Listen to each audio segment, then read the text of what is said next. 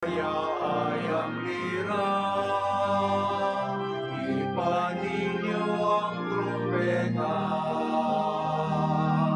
sa ating pagkakagawad. Sa Diyos tayo'y tumawag,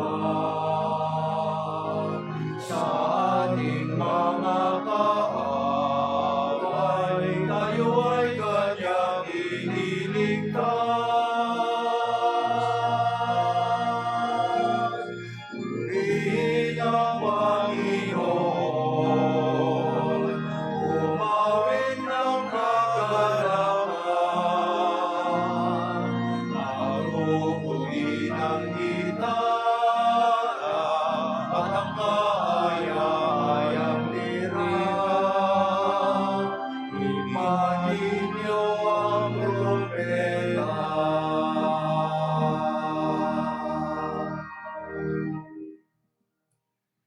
In the name of the Father, and of the Son, and of the Holy Spirit. Amen. Grace to you and peace from God our Father and the Lord Jesus Christ. And with your spirit. Brothers and sisters, let us acknowledge our sins and so prepare ourselves to celebrate the sacred mysteries.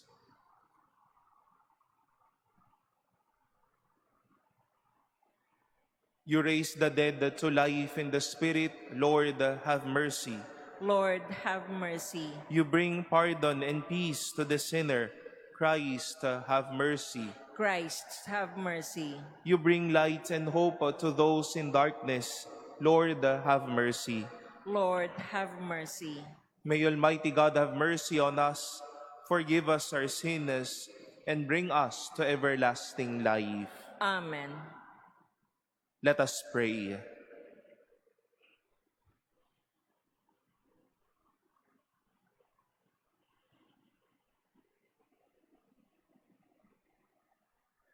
Stir up the will of your faithful, we pray, O Lord, that striving more eagerly to bring your divine work to fruitful completion, they may receive in greater measure the healing remedies your kindness bestows. Through our Lord Jesus Christ, your Son, who lives and reigns with you in the unity of the Holy Spirit, God, forever and ever. Amen. Please be seated.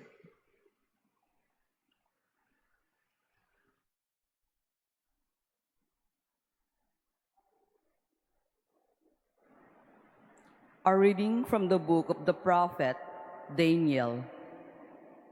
In a vision, I, Daniel, saw during the night the four winds of heaven stirred up the great sea, from which emerged four immense beasts, each different from the others.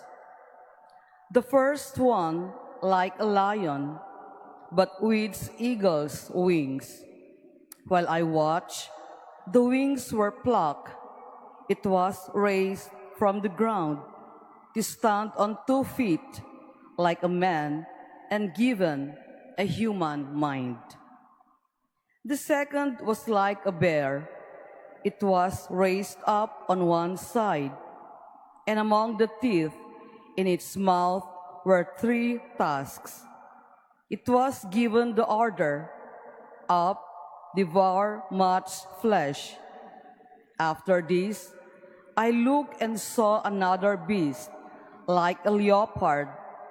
On its back were 4 wings, like those of a bird, and it had 4 heads.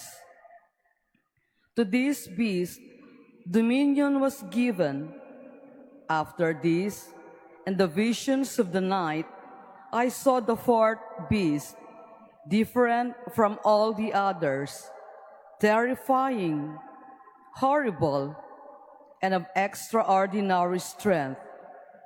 It had great iron teeth with which it devoured and crushed, and what was left it trampled with its feet. It was considering the 10 horns it had, when suddenly another alike horn sprung out of their midst, and 3 of the previous horns were torn away to make room for it. This horn had eyes like a man, and a mouth that spoke arrogantly. As I watched, thrones were set up, and the Ancient One took his throne. His clothing was snow bright, and the hair on his head as white as wool. His throne was flames of fire, with wheels of burning fire. A surging stream of fire flowed out from where he sat. Thousands upon thousands were ministering to him, and myriads upon myriads attended him. The court was convened, and the books were opened. I watched then from the first of the arrogant words which the horn spoke until the beast was slain, and its body thrown into the fire to be burned up. The other beasts, which also lost their dominion, were granted a prolongation of life for a time and a season. As the vision during the night continued, I saw one like a son of man coming on the clouds of heaven. When he reached the Ancient One and was presented before him, he received dominion, glory, and kingship. Nations and peoples of every language served him. His dominion is an everlasting dominion that shall not be taken away. His kingship shall not be destroyed. The word of the Lord. Thanks be to God. Give glory and eternal praise to him. Give glory and eternal praise to him. Mountains and hills, bless the Lord. Praise and exalt him above all forever. Give glory and eternal praise to him. Everything growing from the earth, bless the Lord. Praise and exalt him above all forever. Give glory and eternal praise to him. You springs, bless the Lord. Praise and exalt him above all forever. Give glory and eternal praise to him. Seas and rivers, bless the Lord. Praise and exalt him above all forever. Give glory and eternal praise to him. You dolphins and all water creatures, bless the Lord. Praise and exalt him above all forever. Give glory and eternal praise to him. All you birds of the air, bless the Lord. Praise and exalt him above all forever. Give glory and eternal praise to him. All you beasts, wild and tame, bless the Lord. Praise and exalt him above all forever. Give glory and eternal praise to him. Please stand.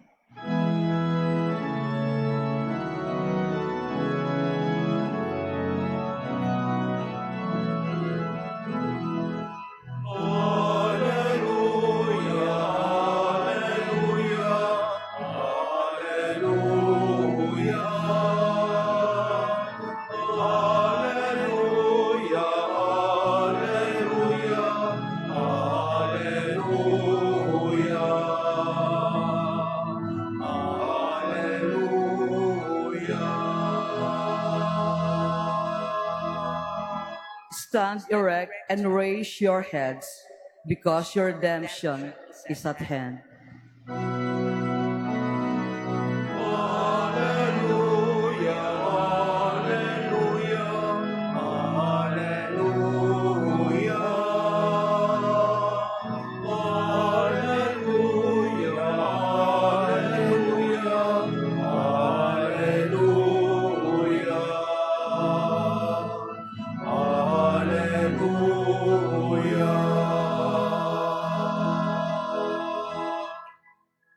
Lord be with you. And with your spirit. A reading from the Holy Gospel according to Luke. Glory to you, O Lord. Jesus told his disciples a parable. Consider the fig tree and all the other trees. When their buds burst open, you see for yourselves and know that summer is now near. In the same way, when you see these things happening, know that the kingdom of God is near. Amen, I say to you, this generation will not pass away until all these things have taken place. Heaven and earth will pass away, but my words will not pass away. The Gospel of the Lord. Praise to you, Lord Jesus Christ. Please be seated. Good morning, my dear brothers and sisters.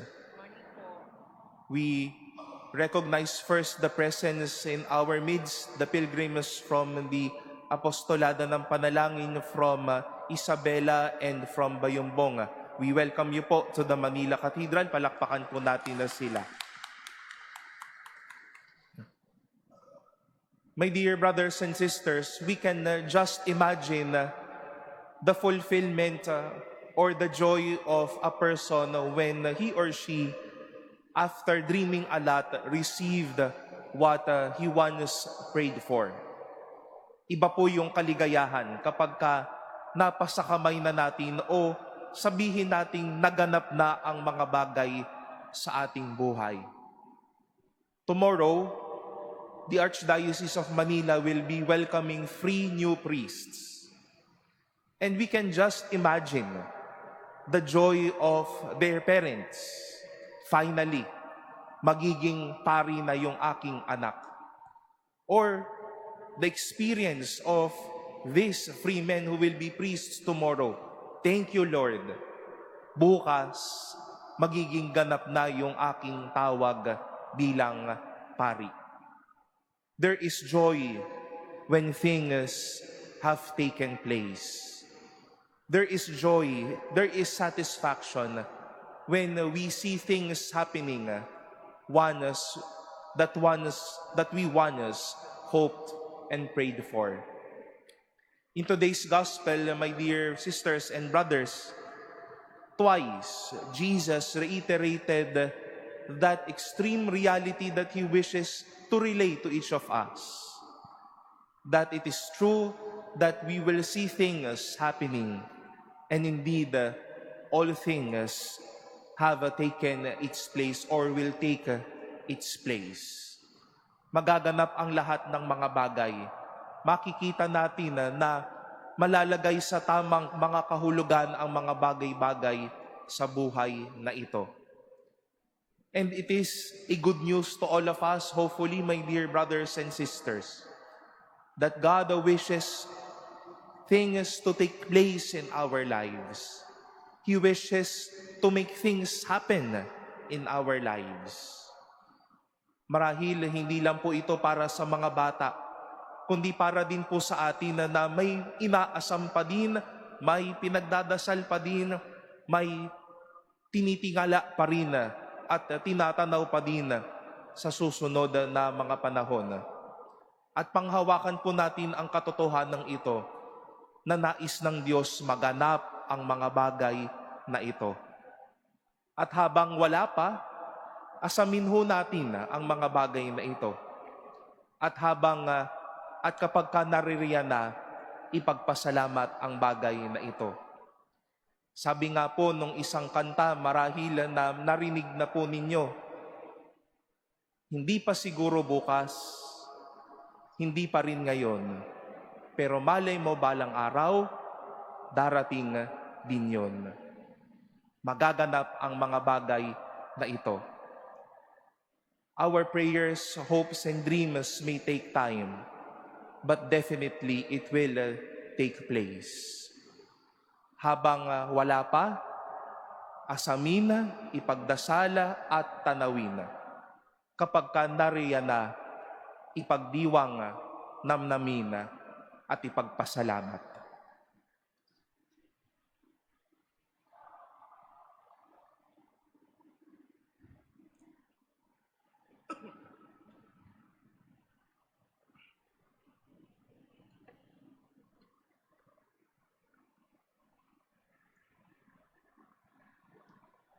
Let us now pray the Oratio Imperata for integrity, truth, and justice. Together we pray. Heavenly Father, you led your people. Please, people out of slavery as a pillar pillar of cloud by day and a pillar of fire by night. In this time when shadows of deceit and corruption cloud our land, shine upon us your light that scatters all the darkness. We confess that we ourselves have often walked in darkness, in our silence, in our compromises, and in our indifference. We have allowed corruption to grow and falsehood to spread. Forgive us, Lord, and cleanse our hearts of this grave moral evil that robs the poor of bread and the nation of hope. Give us leaders after the heart of your Son, shepherds who serve, not wolves who devour. By the power of your Holy Spirit, give us the courage to reject lies, expose deceit, uphold justice, and defend the truth. In all our dealings, whether public or private, that integrity may flourish in our land like a river, and righteousness like a mighty stream. O God of justice and mercy, make our nation a vineyard that bears good fruit, not poisoned by greed, manipulation, and selfishness, but nourished by honesty, compassion, and love. We ask this through Christ our Lord. Amen. Mary, Mirror of Justice, Pray for us. Saint Michael the Archangel, Pray for us. Saint Lorenzo Ruiz and Saint Pedro Calunsod, Pray for us. Please be seated.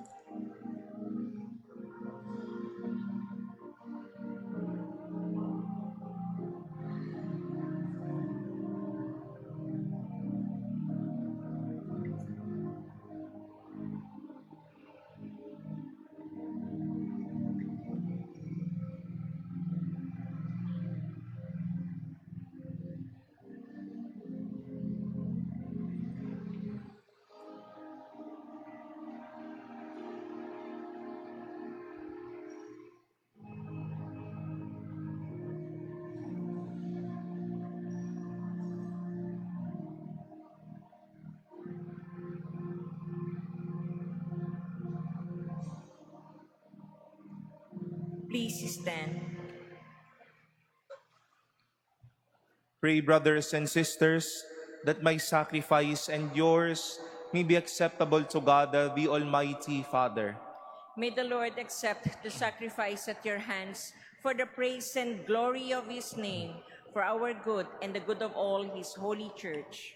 Accept, O Lord, the sacred offerings which at your bidding we dedicate to your name. And in order that through these gifts we may become worthy of your love, grant us unfailing obedience to your commands. Through Christ our Lord. Amen. The Lord be with you. And with your spirit, Lift up your hearts. we lift them up to the Let Lord. us give thanks to the Lord our God. It is right and just. It is truly right and just, our duty and our salvation, always and everywhere to give you thanks, Father most holy, through your beloved Son, Jesus Christ. Your word through whom you made all things, whom you sent as our Savior and Redeemer, incarnate by the Holy Spirit and born of the Virgin. fulfilling your will and gaining for you a holy people, he stretched out his hands as he endured his passion, so as to break the bonds of death and manifest the resurrection. And so with the angels and all the saints, we declare your glory as with one voice we acclaim.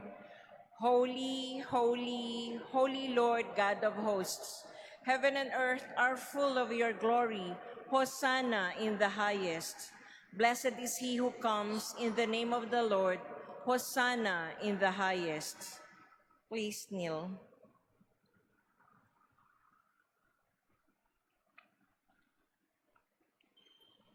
You are indeed holy, O Lord, the fount of all holiness.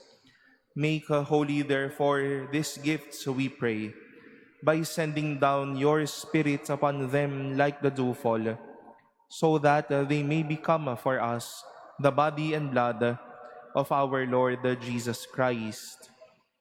At the time he was betrayed and entered willingly into his passion, he took bread, and giving thanks, broke it, and gave it to his disciples, saying, "Take this, all of you, and eat of it. For this is my body, which will be given up for you."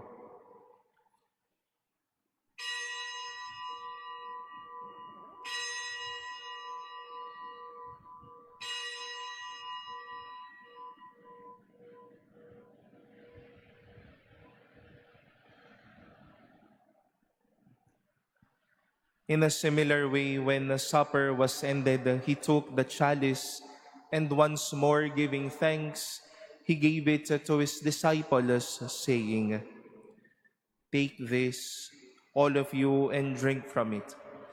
For this is the chalice of my blood, the blood of the new and eternal covenant, which will be poured out for you and for many for the forgiveness of sins.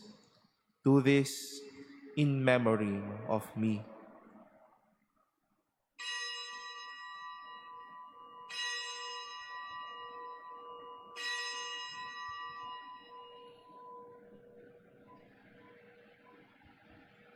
Please stand. The mystery of faith. We proclaim your death, O Lord, and profess your resurrection until you come again. Therefore, as we celebrate the memorial of his death and resurrection, we offer you, Lord, the bread of life and the chalice of salvation, giving thanks that you have held us worthy to be in your presence and minister to you. Humbly we pray that partaking of the body and blood of Christ, we may be gathered into one by the Holy Spirit. Remember, Lord, your church spread throughout the world and bring her to the fullness of charity, together with Leo our Pope and Jose our Bishop and all the clergy. Remember also our brothers and sisters who have fallen asleep in the hope of the resurrection, and all who have died in your mercy. Welcome them into the light of your face. Have mercy on us all, we pray, that with the Blessed Virgin Mary, Mother of God, with Blessed Joseph, her spouse, with the blessed apostles and all the saints who have pleased you throughout the ages, we may merit to be co-heirs to eternal life, and may praise and glorify you through your Son, Jesus Christ. Through him, and with him, and in him, O God, Almighty Father, in the unity of the Holy Spirit, all glory and honor is yours forever and ever. Amen.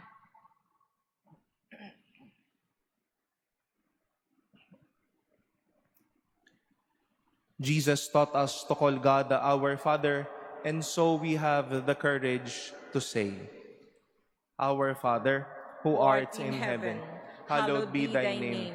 Thy kingdom come, thy will be done on earth as it is in heaven. Give us this day our daily bread, and forgive us our trespasses, as we forgive those who trespass against us. And lead us not into temptation, but deliver us from evil." Deliver us, Lord, we pray, from every evil. Graciously grant peace in our days, that by the help of your mercy, we may be always free from sin and safe from all distress, as we await the blessed hope and the coming of our Savior, Jesus Christ. For the kingdom, the power, and the glory are yours, now and forever. Lord Jesus Christ, who said to your apostles, "Peace I leave you, my peace I give you," look not on our sins, but on the faith of your church, and graciously grant her peace and unity in accordance with your will, who live and reign forever and ever. Amen. The peace of the Lord be with you always. And with your spirit. Let us offer each other the sign of peace.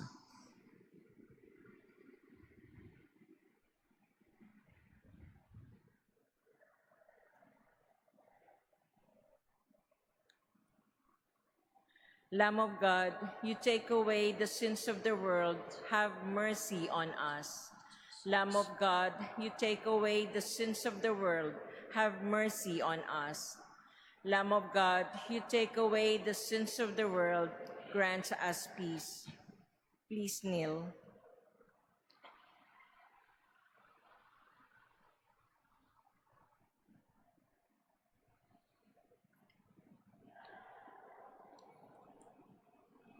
Behold the Lamb of God.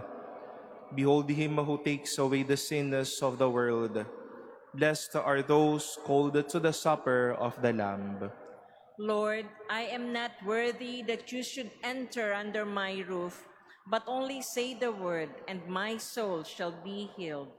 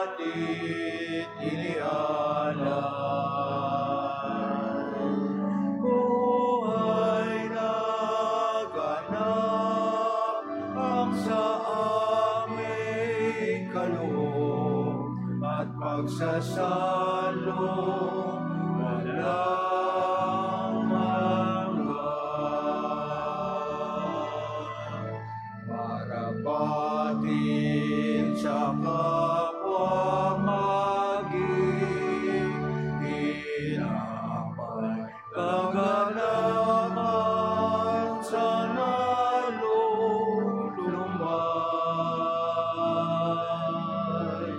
katarungan sa naapit,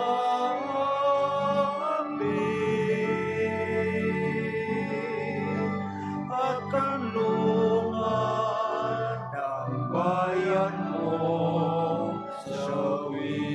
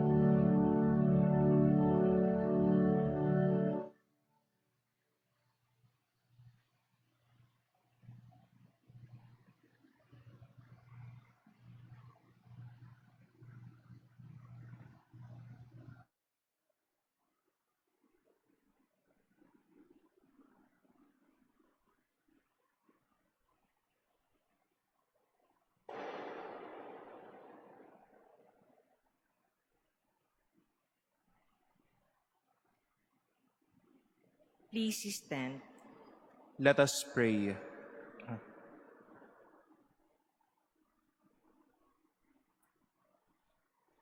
We pray, Almighty God, that those to whom you give the joy of participating in divine mysteries may never be parted from you, through Christ our Lord.